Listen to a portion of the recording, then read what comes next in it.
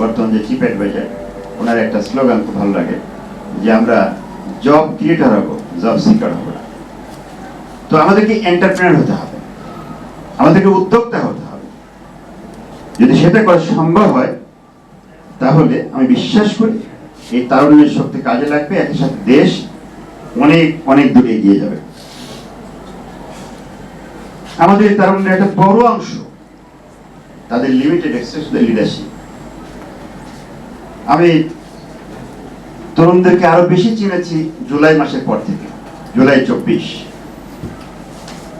এদেশের স্বৈরাচার উৎখাত করার জন্য তারা জীবন বাজি রেখে যে কাজটি করেছে যা আমরা কেউ পারিনি। আমি বলি ওদেরকে এখন দাদা দাদি আর নানা নাতির কথা বলি, দাদারা ক্ষমতায় আছে আর নাতিরা সংগ্রাম করে দেশ জয় করেছে। আমরা বাপ চাচারা পারিনি এই কাজটা করতে। এককভাবে যদি বলবি জামাত চেষ্টা করেছে, বিএনপি চেষ্টা করেছে, খেলাফত চেষ্টা করেছে, কম্বাইন্ডলি চেষ্টা করেছে, কিন্তু আলটিমেটলি এই কাজটা তারা করতে পারে। ফাইনালি তারুণ্যের শক্তি কিন্তু আজকে আমাদেরকে পথ দেখিয়েছে, নতুন বাংলাদেশের স্বপ্ন দেখিয়েছে। কেন বলছি? আজকে লিডারশিপের জায়গা বলে জীবন দিয়েছে 25 এবং বিলো, আর আমরা সারা দেশে সব কর্তৃত্ব অর্জন করেছি 84 and above। লিডারশিপের যে এক্সেসটা তারুণ্যের সেখানে একেবারে লিমিটেড। বর্তমান যে পরিসংখ্যান মাত্র 0.29%। তো লিডারশিপের তারুণ্যের যে শক্তি তাদের কাজে লাগাতে হবে, তাদেরকে লিডারশিপে আনতে হবে। একই সাথে লিমিটেড এক্সেস টেকনিক্যাল এডুকেশন, যে বিশাল তারুণ্যের শক্তি মাস্টার ডিগ্রি পাস করেছে বিভিন্ন সাবজেক্টে, কিন্তু টেকনিক্যাল এডুকেশন কতটা নিয়েছে, কারিগরি শিক্ষা শিক্ষিত কতদিন করতে পেরেছে, সেলফ এমপ্লয়মেন্ট করার জন্য কতটা কাজ করতে পেরেছি আমরা, এটা আমাদের ভাবতে হবে। তো আমরা যদি এই তারুণ্যের বিশাল যে শক্তি, যে সম্পদ আমাদের সামনে আছে, এটাকে যদি আসলে সত্যিকার কাজে লাগাতে চাই, আমাদের মোটিভেশন লাগবে, এডুকেশন লাগবে, একই সাথে আমাদের সিলেবাস কারিকুলাম যেটা আছে তার মধ্যে ঢুকাতে হবে, সোশ্যাল মিডিয়াকে কাজে লাগাতে হবে। এখানে একটি কথা শুধু বলতে চাই, আজকে বিশ্ববিদ্যালয়গুলো একজন শ্রদ্ধেয় শিক্ষক এখানে আছে, আজকে কৃষি ভিত্তিক বাংলা 10টা ইউনিভার্সিটি রয়েছে, সব মিলে সারা বাংলাদেশে পাবলিক প্রাইভেট প্রায় 100-এরও বেশি ইউনিভার্সিটি রয়েছে। আমার কোশ্চেন যে কোথায় কি এন্টারপ্রেনার তৈরি করার কোনো বুদ্ধি দেওয়া হয়, করানো হয়? আজকে যে কোনো সাংবাদিক ভাই অনুরোধ করবো, আপনারা যে কোনো র্যান্ডামলি আপনি সাক্ষাৎকার নেন, যে মাইকে বলেন ভাই আপনি কি হবেন? একজনও বলবে না আমি মুরগি ফার্ম করবো, একজনও বলবে না আমি সিড বিজনেস করবো, একজনও বলবে না যে আমি খামার করবো। সবাই বলবে আমি পুলিশের জব করবো, কারণ পুলিশের জব অ্যাডমিন ক্যাডারে যাবো। এরকম বলতে বলতে 20টা কোশ্চেন করে 20টাই দেখবেন, এর মধ্যে কিন্তু এন্টারপ্রেনার হওয়ার কোনো বিষয় কিন্তু নাই। আমি ওই ছাত্র তারুণ্যকে দোষ দিই না, দোষ হচ্ছে শিক্ষা ব্যবস্থা। এই শিক্ষা আমাদেরকে এন্টারপ্রেনার তৈরি করার শিক্ষা দিচ্ছে না, স্বশিক্ষা শিক্ষিত শিক্ষা দিচ্ছে না, কারিগরি শিক্ষা দেওয়া হচ্ছে না। এই জায়গাটা আমাদের হাত দিতে হবে। শিক্ষা সংস্কারে বারবার কাজ করা হয়েছে। কি করা হয়েছে? একটি কাঁঠাল গাছ লাগানো হয়েছে, আমি কৃষিবিদ, আমি গাছের এক্সাম্পল দিচ্ছি। বারবার করে কাঁঠাল গাছের ডালপালা ছেটে সেখানে সার দিয়ে পানি দিয়ে আম ধরানোর চেষ্টা করা হচ্ছে। আমি বলি এটা অপচেষ্টা, ওটা হবে না। কাঁঠাল গাছে কখনোই আম ধরবে না, আপনি যত চেষ্টা করেন ইম্পসিবল। আপনাকে তাহলে গাছটি উপড়ায় ফেলে দিয়ে নতুন করে বৃক্ষরোপণ করতে হবে, আম খেতে হবে। এই শিক্ষা ব্যবস্থা ব্রিটিশরা তৈরি করেছিল তাদের গোলাম তৈরি করার জন্য, তাদের কর্মচারী তৈরি করার জন্য। এটা বাদ দিতে হবে, দিয়ে আমাদেরকে দেশপ্রেমিক প্যাট্রিয়টিক নাগরিক তৈরি হয়, কর্মমুখী শিক্ষা হয়, এন্টারপ্রেনার তৈরি হয়, সেই শিক্ষা ব্যবস্থা তৈরি করতে হবে। আদারওয়াইজ আমরা যত কিছু ভাবছি, যত কিছু চিন্তা করছি, খুব বেশি একটা লাভ বলে আমার কাছে মনে হয় না। প্রাইভেট সেক্টর একটা গুরুত্বপূর্ণ জায়গা। বিগত আমি বলবো যে কয়েক দশকে এই প্রাইভেট সেক্টর গুরুত্বহীন ছিল। আমি বলবো, আমি আগেই বলেছি সরকার একার পক্ষে এই 5 কোটি ইয়াংকে কাজ দেওয়া সম্ভব না। তো প্রাইভেট সেক্টরকে গুরুত্ব দিতে হবে এবং সেখানে জব সৃষ্টি করতে হবে, জব ক্রিয়েট করতে হবে, এন্টারপ্রেনার তৈরি করতে হবে। হ্যাঁ, আপনারা দেখেন দেবপ্রিয় রিপোর্ট আপনি দেখেছেন, আপনি তার মধ্যে ইম্পর্টেন্ট জায়গাটা টাচ করেছেন, কিন্তু যে প্রাইভেট সেক্টরকে কিন্তু উৎসাহ দেওয়া হয়নি, ইনসেন্টিভ দেওয়া হয়নি, এখানে কিন্তু বিনিয়োগ করে নাই প্রাইভেট সেক্টরে। হ্যাঁ, বেড়েছে কাদের? গুটি কয়েক পরিবার, 7-8 জন পরিবারকে বড় ফুলে বড় করা হয়েছে। কিন্তু সাধারণ জনগণ যারা নতুন নতুন এন্টারপ্রেনার হবে, তাদের এই যে স্মল স্কেলের ইনভেস্ট করবে, স্ট্যাটার ফান্ড বা ছোট ছোট প্রজেক্ট ফার্ম, এসএমই লোন, এগুলো কিন্তু বলতে গেলে বন্ধ ছিল দীর্ঘদিন ধরে, দেওয়া হয়। তাহলে এন্টারপ্রেনার কিভাবে তৈরি হবে? ওরা পাবে কোথায়? অর্থ পাবে কোথায়? সেই ব্যবস্থা আমাদের করতে হবে। এবার 3টা শব্দের আরেকটা আসছে যে আমরা food safety, food security, nutritional security বলছি। কৃষি বিজ্ঞানী বলতে চাই আমাদের কোনোটারই সিকিউরিটি হয়। ট্রু সেন্সে বলতে চাই এই মানে সাংবাদিকদের সামনে যে আমাদের কোনোটাই সিকিউরিটি হয়। একদিকে সরকার বলছে আমাদের ফুড সিকিউরিটি হয়েছে, তাহলে চাল আমদানি করেন কেন? আপনাদের ডাল আমদানি করেন কেন? আপনাদের গম আমদানি করেন কেন? তাহলে ফুড সিকিউরিটি হয়নি। যা বলা হয়েছে তা মিথ্যা কথা বলা হয়েছে। ওই যে বলতে পরিসরকার ফুপিয়ে বা বানিয়ে বলা হয়েছে। আমরা এটা ঠিক, আমরা কিছুটা এগিয়েছি, এরকম সন্দেহ নেই। যখন 7.5 কোটি মানুষ ছিল আমরা খেতে পাইনি, আজকে 18 কোটি মানুষের কিন্তু খাদ্যের ব্যবস্থা হয়েছে, দেশে হাঙ্গার নাই, সব আমরা আগাইছি, এটা কোনো সন্দেহ নেই। আসছে আমাদের নিউট্রিশনাল সিকিউরিটি, খালি খাওয়ালেই হবে না, আমাদেরকে মানসম্মত খাবার নিশ্চয়তা দিতে হবে এবং এই ভ্যালু চেনে আমাদেরকে ধরতে হবে। শুধু হঠাৎ করে বললেই কিন্তু আর ভালো খাবার চলে আসবে না। আপনাকে ফার্মারের প্রোডাক্ট তৈরি করাতে শুরু করে আপনার ঘরে আসা পর্যন্ত এই পুরো চেইনটাকে যদি আপনি পরিচালনা করতে না পারেন, তাহলে আপনি মানসম্মত খাবার পাবেন না, নিউট্রিশনাল সিকিউরিটি হবে না। আপনারা কি জানেন বাংলাদেশের চাষিরা আপনাদের যে খাবার দেয় সেখানে প্রতি বছর কত হাজার কোটি টাকা বিষ কেনে? প্রায় 7,000 কোটি টাকার বিষ কিনা হয়। মানে ফার্মাররা বিষ বলে যে তাদের শব্দ ইউজ করছে। কোন কৃষককে বলে না যে ইনসেক্টিসাইড, পেস্টিসাইড, হার্বিসাইড, তারা কিন্তু প্রত্যেকে বলে যে অসুখ হয়েছে বিষ দিব। ওরা কিন্তু রিয়েল নামটা জানে, আসলে ওটা বিষ। সো তাহলে আপনি নিউট্রিশনাল সিকিউরিটি বলছেন, কোয়ালিটি ফুডের কথা বলছেন, পাবেন কোথায়? ব্যাপকভাবে এক্সেসিভ কেমিক্যাল ফার্টিলাইজার দেওয়া হচ্ছে, এক্সেসিভ আপনার কি বলবো যে ইনসেক্টিসাইড, পেস্টিসাইড, হার্বিসাইড দেওয়া হচ্ছে। আবার এটাও ঠিক, সরকারকে ভাবতে হবে, উৎপাদন বাড়াইতে হবে। তো সেই উৎপাদন বাড়াতে হলে আমার বক্তব্য হচ্ছে, আমি বন্ধ করতে বলছি না, বাট এক্সেস তো দরকার নেই। ফার্মার অংশ বুঝুক না বুঝুক এক্সেস দিচ্ছে, এক্সেস কিন্তু আপনার বডিতে এসে ক্ষতি করতেছে, বিষ ক্রিয়া তৈরি করতেছে খাবারের মধ্যে, যেটা আপনার শরীরে ক্ষতি করতেছে। আমি ধন্যবাদ জানাই আমাদের ছোট্ট, আমি আমার মেয়েই বলবো, আমার 3টা ছেলে তো, আমার মেয়ে নেই। তো চমৎকার কথা বলেছে কোরআন সূরা বাকারা যে 279 আয়াতটা বলেছে যে আমি এটাকে অন্যভাবে ব্যাখ্যা দিই যে 1:700 একটা চারা রোপণ করা হলো, 7টা সেখানে কুশি বের হলো, প্রত্যেকটা কুশিতে 100 টাকা দান, তার মানে 1:700। আমি বলি প্রোডাক্টিভিটি, যে বাংলাদেশের প্রোডাক্টিভিটি কিন্তু আমি একটা লাগালে 1 কেজি লাগালে 700 কেজি পাবো, এটা কিন্তু হয়নি বাংলাদেশে এখন। সো বাংলাদেশের মানুষ যে 25 কোটি কেন 35 কোটি হয়, তাহলে এই ভূখণ্ডে কিন্তু মানুষ একটাও নাকে মারা যাবে না। বাট কোশ্চেন হচ্ছে আমাদের সেখানে সেই ম্যানেজমেন্ট, সেই টেকনোলজি, সেই প্রযুক্তি, উন্নত জাত, উন্নত ম্যানেজমেন্ট আমাদেরকে দিতে হবে। এই জন্য বলি হতাশার কিছু না, ভয়ের কিছু নাই, আমরা এদেশের মানুষকে খাওয়াতে পারবো। আমি লম্বা করছি না, শেষ করব যে বিষয়টি বলে ইয়ুথ নিউট্রিশন এবং হাঙ্গার, যেটা বলছি যে আমরা হাঙ্গারের জন্য আমরা কাজ করবো ডেফিনেটলি। একই সাথে হাঙ্গার যখনই শেষ হবে আমাদেরকে নিউট্রিশন নিয়ে কাজ করতে হবে। আর আমি আবার অনুরোধ করবো, আজকে যে তারুণ্যের যে শক্তি আছে, এই শক্তিকে কাজে লাগাতে হবে। তারা যদি মিসগাইডেড না হয়, তারা যদি রাইট ট্র্যাকে থাকে, তারা যদি ভালো কাজ করার সুযোগ পায়, আমি বিশ্বাস করি দেশ অনেক দূরে এগিয়ে যাবে। সবাইকে ধন্যবাদ। Thank you very much. আমি পুষ্টি নিয়ে কিছুদিন হয় কাজ করি, 2-1টা ওয়ার্কশপে সিমিলার কথা বলেছি। এর মধ্যে এই বিষয়টা আমার কাছে রাষ্ট্রের জন্য কি জাতির জন্য সবচেয়ে বেশি মনে হয়েছে। কেন এই বিষয়টা আমি একটু বলি, বিস্তারিত সময় পাবো না। আসলে স্বাস্থ্য এবং পুষ্টি আমার কাছে মনে হয় শুধুমাত্র একটি আর্থিক বিষয়, এটা একটা টেকনিক্যাল জ্ঞানের বিষয়। নেপোলিয়নের সেই বিখ্যাত কথা বলতে চাই যে give you good mother I shall give you a good nation.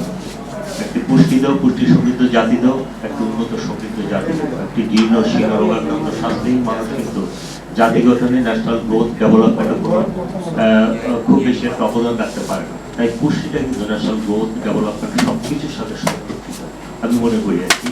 এগ্রিকালচারের 2জন expert রয়েছেন, তারা কথা বলেছেন। আমি শেয়ারকে একটু বলতে চাই, প্রফেসর বলেছেন যে আমরা অধিক জনসংখ্যার চাপে অধিক খাদ্য উৎপাদন করতে চাই, অধিক খাদ্য উৎপাদন করতে অধিক পেস্টিসাইড ইউজ করি, অধিক কেমিক্যাল পেস্টিসাইড, সার, এবং রিসেন্টলি আপনারা এই বিষয়টা লক্ষ্য করবেন যে আমরা হরমোন ইউজ করে থাকি। হরমোন, এই যে বাজারে গেলে ওভারসাইজ কিছু এই যে ড্রাগন ফ্রুট পাওয়া যায়, এগুলি সম্ভবত হরমোন ইউজ করা হয়। এই হরমোনটা মানবদেহে যাওয়ার পর এটার পুষ্টি মানটা কতটুকু ডেটোরিয়েট করে বা কি এই বিষয়টা কিন্তু কোনো রিসার্চ থাকে আমরা এখন পর্যন্ত পাইনি। তো এগুলি রেগুলেটরি অথরিটি কারা, এগুলি কিন্তু সুস্পষ্ট হওয়া প্রয়োজন। বিষয় কিন্তু বাজারে যে সমস্ত ফল ফ্রুট সবজি টবজি এগুলি নিয়ে অনেক প্রশ্ন আছে, এগুলি নিয়ে আমার মনে হয় সুস্পষ্ট হওয়া উচিত রেগুলেটরি অথরিটি কারা এবং এগুলি নিয়ে জনসচেতন হওয়া উচিত। একটি বিষয় আমি আপনাদের নজরে আনতে চাই এখানে, সেই বিষয়টা হলো এগ্রিকালচারে আমরা কিন্তু সিরিয়াল ফুডের সংশোধনতা অর্জন করেছি, কিন্তু অন্যান্য যে প্রাসঙ্গিক ভিটামিন সমৃদ্ধ পুষ্টি সমৃদ্ধ যে খাবারগুলো আমাদের রয়েছে, যেমন ডাল জাতীয় তৈরি জাতীয় মশলা জাতীয় ফসলগুলোতে কিন্তু আমরা কোনো সংশোধনতা অর্জন করতে পারিনি। আপনারা এক্সপার্ট রয়েছেন, সেটা ইন্টারন্যাশনাল কিছু জার্নালে কিছু রিসার্চ সাইন্টিস্ট আমি দেখেছি। বাংলাদেশের টোটাল যে জমি রয়েছে প্রায় 88-90 লক্ষ হেক্টর, তার মধ্যে 85-90% জমিতে কিন্তু ধান চাষ করা হয়।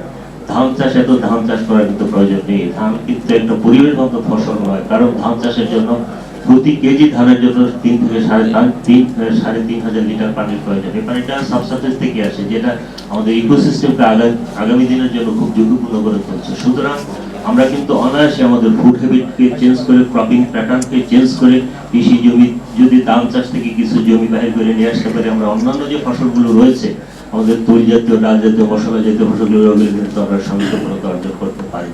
এবং এই বিষয়টার দিকে, যেহেতু ধান একটা পলিটিক্যাল প্রবলেম, এই বিষয়ে কিন্তু আমরা খুব বেশি কথা বলি না, এই বিষয়গুলো নিয়ে কিন্তু আমাদের প্রয়োজন রয়েছে গবেষণার।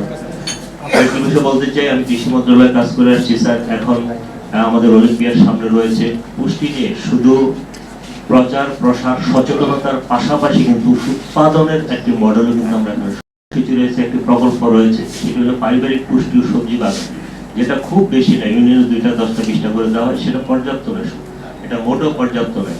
সেই প্রকল্পের মধ্যে আমরা কৃষক নির্বাচন করে কৃষকদেরকে নির্দিষ্ট পরিমাণ সার, বীজ, উন্নত মানের বীজ এগুলি দেওয়া হয়, কিছু টাকা দেওয়া হয় এবং সংরক্ষণের জন্য কিছু টাকা, তার পারিবারিক সবজি পুষ্টি বাগানটা করে অত্যন্ত চমৎকার ফলপ্রসূ একটা ফলাফল পাওয়া গেছে। আমরা কি পারি অলিম্পিয়াডের যে আমাদের টিমগুলি হবে, ক্লাবগুলি হবে, তাদের সাথে লিঙ্ক করে আমরা স্কুলের মধ্যে অলিম্পিয়াড যে টিমগুলি হবে, ক্লাবগুলি, তাদের মাধ্যমে পারিবারিক সবজি বাগান পুষ্টি বাগানগুলো আমরা করলে মনে হয় পাশাপাশি প্রচার প্রসার পাশাপাশি উৎপাদনে আমরা পারিবারিক পুষ্টি এবং জাতীয় পুষ্টি উৎপাদনও কিন্তু আমরা ভূমিকা রাখতে পারি। এই বিষয়টা একটু দেখা যাচ্ছে। আর আরেকটা বিষয় এখন, সেটা হলো পুষ্টির সাথে, পুষ্টি গবেষণার সাথে মাইক্রোবায়োলজি, বায়োটেকনোলজি এই বিষয়গুলো খুব অঙ্গাঙ্গিভাবে জড়িত। জেনেটিক ইঞ্জিনিয়ারিং বিষয়গুলো জড়িত। উন্নত বিষয়ে আপনারা জানেন, আপনারা বিভিন্ন গবেষণা করেন। উন্নত বিষয় কিন্তু এখন ফুডের সাথে বায়োটেকনোলজি, জেনেটিক ইঞ্জিনিয়ারিং, পুষ্টিমান, মাইক্রোনিউট্রিয়েন্টগুলো, পুষ্টি খরচগুলো এগুলিকে একত্রিত করে সংযুক্ত করে গবেষণা করা হচ্ছে এবং সেই উৎপাদিত প্রযুক্তিগুলি সম্প্রসারিত হচ্ছে এবং সেই উৎপাদিত খাদ্যপণ্যই কিন্তু এখন খাচ্ছে। আমাদের দেশে কিন্তু এই গবেষণাগুলো হচ্ছে।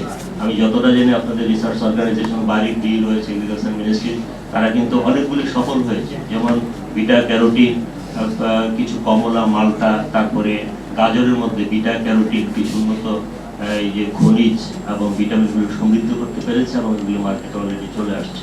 এই বিষয়গুলো রয়েছে স্যার। সেখানে তারা ওই সমস্ত এক্সিস্টিং যে বডিগুলো আছে তার সাথে লিঙ্ক করতে পারে। তো সেই রকম নিউট্রিশন ক্লাবের এই অ্যাক্টিভিটিসগুলো আমি একটু বিট ফাউন্ডেশনের দৃষ্টি আকর্ষণ করবো, যে এটাকে এত ডাইলুট না করে ফেলে more focus on nutrition and health সেটা রাখা উচিত।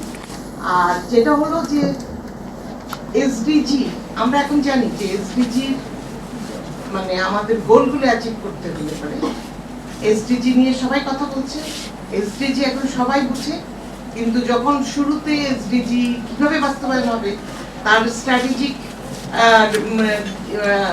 ইয়ে করতে যে দেখা গেল যে সেটা হচ্ছে কোথায় ফোকাস করতে হবে। এসডিজি অর্জন করতে হলে ইয়েটা অনেক গোল, অনেক রকমের অ্যাক্টিভিটি, তার মধ্যে একটা হলো যে আমাকে যদি আমার হেলদি নেশন এবং তার অল ফর্ম অফ তার যে ইয়েটা মানে পুষ্টি সম আমার অত্যন্ত আপনজন শহীদুদ্দিন আকবর ভাই, এবং আজকে এখানে আমাদের আমন্ত্রিত ব্র্যান্ড অ্যাম্বাসেডর আমাদের বিগ ফাউন্ডেশন ফাতিহা আয়াত এবং তার পিতা ব্যারিস্টার সাহেব এখানে আছেন।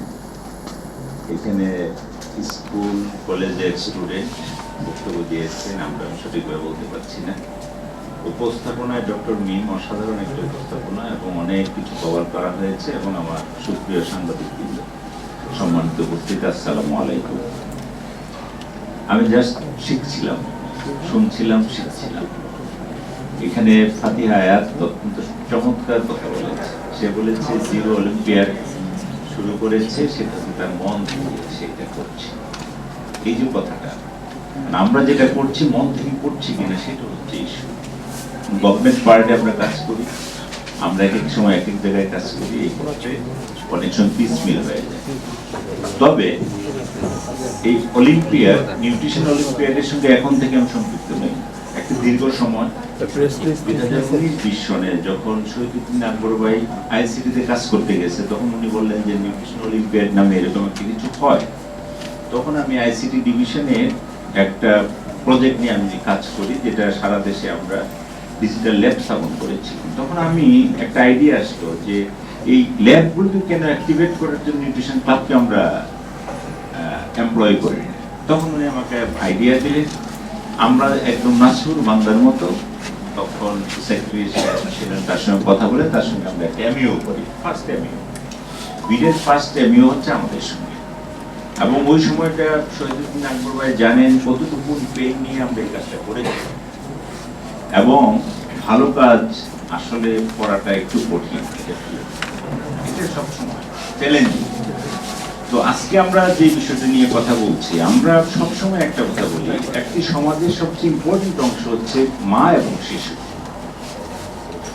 মা এবং শিশু, এখানে প্রফেসর সাহেব বলেছেন শেরেবাংলা বিশ্ববিদ্যালয়ে যে আপনি ইসরায়েলে গেলে দেখবেন একটা শিশুকে নার্সিং কিভাবে করা হয়, একদম প্লেন ওয়েতে নার্সিং করা হয়, তার পুষ্টির মানকে সঠিক ধরে রাখার জন্য। আর মাকে আপনার পুষ্টির মান ধরে রাখার জন্য করা হয়, যেমন আপনি বলেছেন যে আপনি একজন ভালো মা দেন, আমি একটা ভালো জাতি দিব। দুইটি খুবই সম্পর্কিত। তো আমরা যদি শিশুর কথা বলি, আমরা বলছি আন্ডার 5 শিশু, পরিসংখ্যান নিয়ে বিভিন্ন ধরনের সমস্যা, যেটা আমাদের প্রফেসর সাহেব আগেই বলেছে। আমরা এখন বলছি যে আমাদের দেশে 18 থেকে 20 মিলিয়ন শিশু রয়েছে আন্ডার 5। এই আন্ডার 5 এর ভিতরে পরিসংখ্যান ভুল থাকলেও আমরা বলি অর্থাৎ যারা তাদের বয়সের তুলনায় খর্ব। এটা একটা বিরাট দুঃখজনক একটা জাতির জন্য, আমাদের জন্য। আবার বলছি যে ওয়েস্টিং যদি বলি যে তাদের ওজনের সাইজের তুলনায় ওজন কম, এমন শিশু হচ্ছে আমরা বলছি 12-13%। এই আমাদের 18 মিলিয়ন বা 20 মিলিয়ন যদি আমরা বলি। তো এইরকম একটা সিচুয়েশনে আমরা অবস্থান করছি, যে এই অবস্থান থেকে উত্তরণের পর সেটা হচ্ছে আমাদের বড় একটি চ্যালেঞ্জ। এই চ্যালেঞ্জ শেয়ার করার জন্য আমরা আলোচনা হচ্ছিল। আমি যখন যুব ও ক্রীড়া মন্ত্রণালয়ে যোগদান করি, তখন বলা হচ্ছে যে আমরা একটা উৎসব করতে চাই, সেটা হচ্ছে তারুণ্যের উৎসব। কিন্তু এটার লক্ষ্যটা হচ্ছে নতুন বাংলাদেশ গড়ার লক্ষ্যে, ক্রিয়েটিং এ নিউ বাংলাদেশ। এই কনসেপ্টটা আমাদের মাননীয় প্রধান উপদেষ্টা দিলেন এবং উনি একটা উদ্দীপক ঘোষণা দিলেন। এই ঘোষণাটা ওনার, যেমন উনি বলছেন এসো দেশ বদলায়, পৃথিবী বদলায়। আমেরিকা বলে উই ক্যান চেঞ্জ, ইউকে বলে চেঞ্জ বিগিনস, বাট বাংলাদেশে যে আমরা we can reform, so much deeper. Who says? The young generation. কে বলছে এটা? আমরা রিফর্ম করব, রি-ইঞ্জিনিয়ারিং করব, সিস্টেম পরিবর্তন করব। এই কথাটা কে বলল? আমাদের তরুণরা বলছে। এই কথাটাকে ধারণ করে মাননীয় উপদেষ্টা বললেন যে নতুন বাংলাদেশ গড়ার লক্ষ্যে আমরা তারুণের উৎসব করব। কখন করব? এই হচ্ছে আমরা 30 ডিসেম্বর থেকে শুরু করে 19 ফেব্রুয়ারি এই 51 দিন ব্যাপী তারুণের উৎসব হবে। এখানে কি হবে? এখানে ওনার ধারণা থেকে বলা হয়েছে যে আমাদের তরুণদেরকে উদ্যোক্তা কর্মী হিসেবে গঠন করতে হবে। উদ্যোক্তা কর্মী, যেমন প্রফেসর সাহেব বলছেন যে আমরা চাকরি করব না, প্রফেসর ইউনূস সাহেব বলেছেন আমরা চাকরি দিব। Will not be a job seeker, will be a job creator. আমরা জব ক্রিয়েট করব। How it is possible? Only entrepreneurship skills. এই এন্টারপ্রেনিয়রশিপ স্কিলস ডেভেলপ করতে পারে একমাত্র তরুণ, এবং এটার জন্য আমাদের পুষ্টি অলিম্পিয়াড এবং পুষ্টি, আমরা যদি বলি আমাদের বিভিন্ন অর্গানাইজেশন, আমাদের সান নেটওয়ার্কিং, আমাদের গেইন নেটওয়ার্কিং, এগুলো আমাদের কাজ করছে। এখন এগুলোকে একত্রিত করে কাউকে একটা লিড পজিশন যেতে হবে। যখন এই মিটিংটা হয়, এটা মুখ্য সচিবের নেতৃত্বে যখন প্রধান উপদেষ্টার কার্যালয়ে মিটিং হয়, তখন তারা চিন্তা ভাবনা করে বললো ইয়ুথ মিনিস্ট্রি হচ্ছে যেহেতু ইয়ুথদেরকে নিয়ে কাজ করে, এটার ফোকাল মিনিস্ট্রি হবে ইয়ুথ অ্যান্ড স্পোর্টস। তখন থেকে আমরা কাজ শুরু করেছি। ইতিমধ্যে আমরা প্রায় 2000 কর্মকর্তার সঙ্গে কথা বলেছি। আমরা দিনের পর দিন প্রত্যেক দিন সন্ধ্যায়, এই আগ্রহ কালকে একটাই ছিলেন 6টা থেকে আমরা মিটিং শুরু করি। বিভাগীয় commissioner slot by slot develop করেছে আমাদের সিস্টেম। আমরা প্রত্যেক বিভাগীয় কমিশনার, জেলা প্রশাসক, আমাদের ইউনো, আমাদের অন্যান্য কর্মকর্তা, স্পোর্টস কর্মকর্তা, মাঠ লেভেলে অন্যান্য কর্মকর্তা আমাদের মিটিং এ থাকে।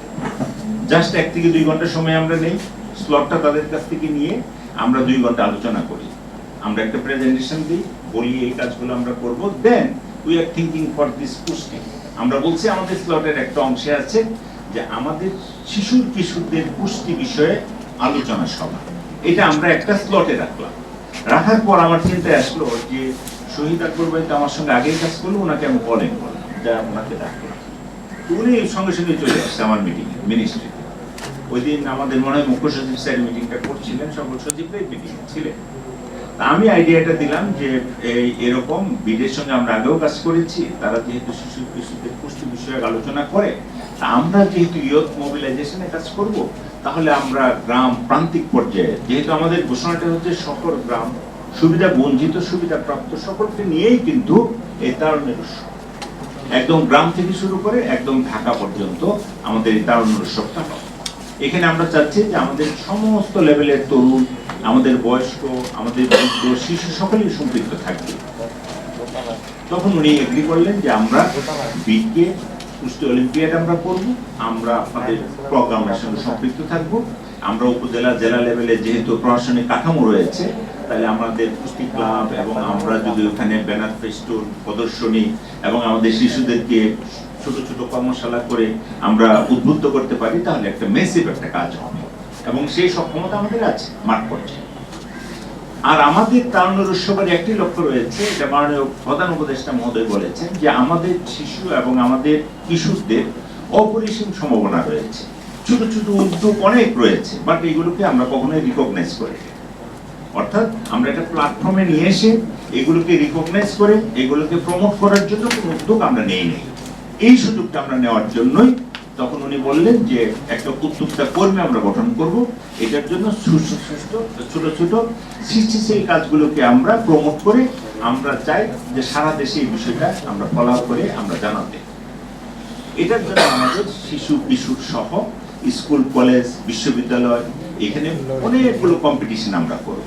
যেমন পুষ্টি অলিম্পিয়াডের কম্পিটিশন হবে, আমাদের স্কিল কম্পিটিশন হবে, বিতর্ক প্রতিযোগিতা হবে। আমরা এখানে প্রতিভা অন্বেষণ যেটা হচ্ছে, আমরা ট্যালেন্ট হান্ট করব। অর্থাৎ আমাদের প্রান্তিক পর্যায়ে যারা রয়েছে তাদের ভিতরে অনেক সম্ভাবনা রয়েছে, সেগুলোকে আমরা আইডেন্টিফাই করে আমরা ন্যাশনাল মানে মেইন স্ট্রিমে নিয়ে আসার জন্য আমরা উদ্যোগ নিয়েছি এই তারুণ্যের উৎসব।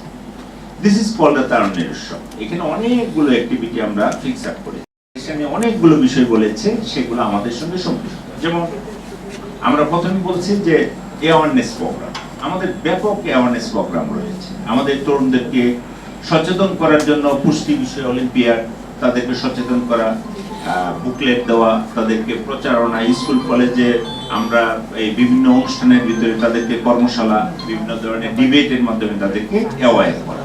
এটা সর্বস্তরের মানুষদেরকে হাইজিন, স্বাস্থ্য সম্পর্কিত, পরিচ্ছন্ন স্কুল, গ্রিন কম্পিটিশন, এগুলো সবকিছু আমরা এখানে দেখেছি। দেন আমরা বলছি নেটওয়ার্কিং, অর্থাৎ এটা মিমের প্রেজেন্টেশনে সুন্দরভাবে বলা হয়েছে। আমরা চাই যে এককভাবে কোনো কিছু করা সম্ভব না, এটা কোনোদিনই সম্ভব নয়। We want to work in a team, অর্থাৎ সকলের অংশগ্রহণ আমাদের দরকার। এখানে আমাদের সমাজের যারা সুবিধা বঞ্চিত তারাও থাকবে, সুবিধা প্রাপ্তও থাকবে, শিশু থাকবে, আমাদের বৃদ্ধরা থাকবে, সকলেই থাকবে।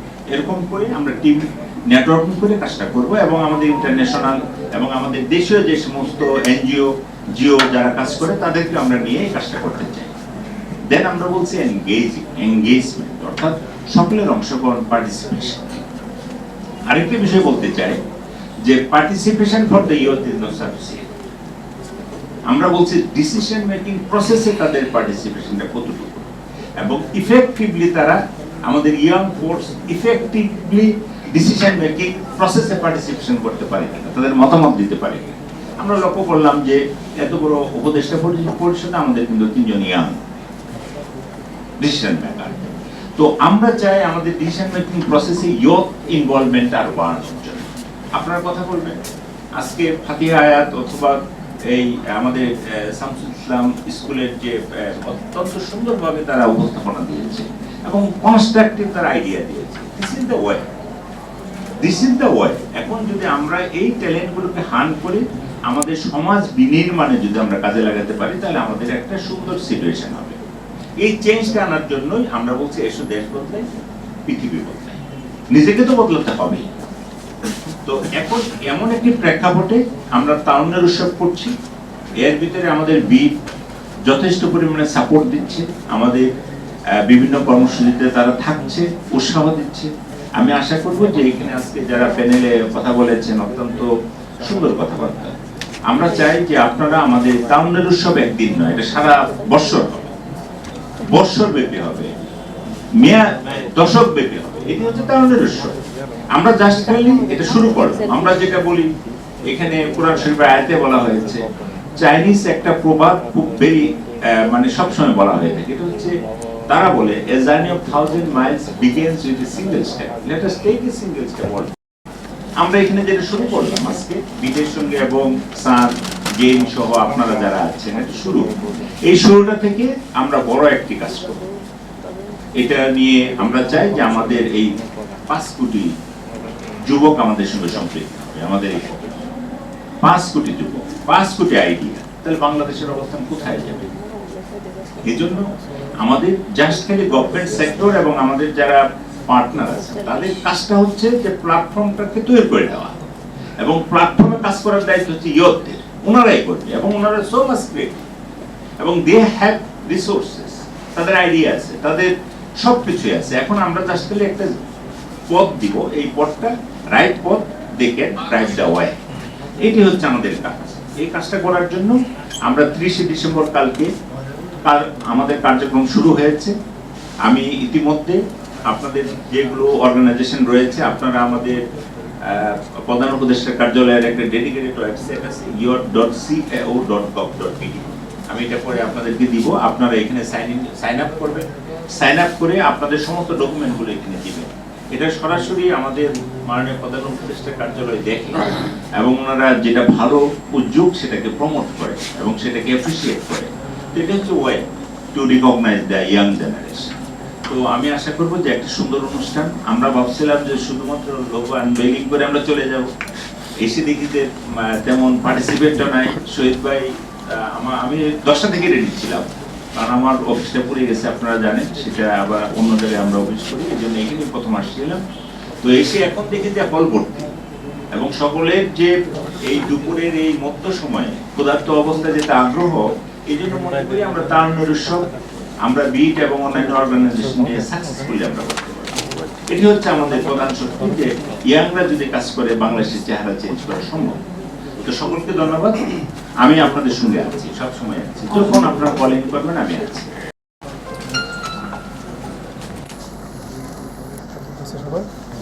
ঠিক আছে, থ্যাংক ইউ। এটা হচ্ছে আমাদের তারুণ্যের উৎসব, ক্রিয়েটিভ এ নিউ বাংলাদেশ।